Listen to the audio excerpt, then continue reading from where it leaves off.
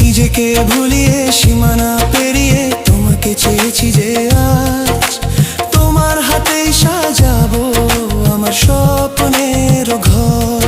আমি তোমার প্রেমে পড়ে দুনিয়া ভুলে গেছি।